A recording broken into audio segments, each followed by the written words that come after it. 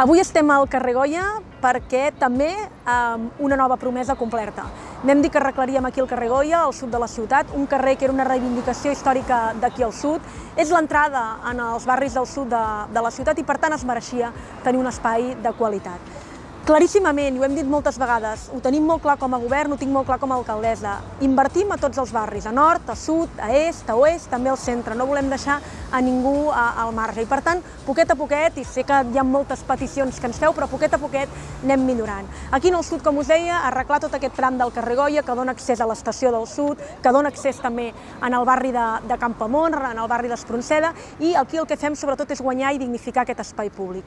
Fem dues coses que ens agraden molt. La primera, ens allunyem d'aquestes rajoles negres i grises que tenim a la ciutat, fem un to molt més clar que ja hem començat a provar en algunes places, que a més ajuda a mitigar el canvi climàtic perquè el ser més clar reflecta la llum i per tant fa baixar la temperatura, i també el que fem és modificar tota la línia d'arbrat que hi ha aquí, uns arbres que hi ha perill de caiguda, que estan en molt mal estat, i el que fem és els replantem tots. També guanyem zones d'estada i, com es deia, tota una zona de rambla en aquest espai.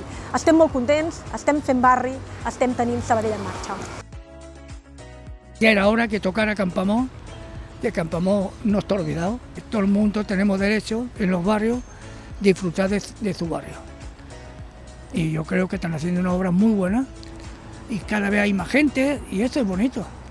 Es que hace 8 años que nos han gastado un duro en Campamont. Hacía muchísimos años que no se hacía nada en esta rambleta, ¿no? Y va a quedar precioso. Es que el tipo de obra que se está haciendo es para salir, para pasear, para disfrutar del espacio, no habrá más zona más verde. Yo creo que los vecinos lo van a agradecer muchísimo.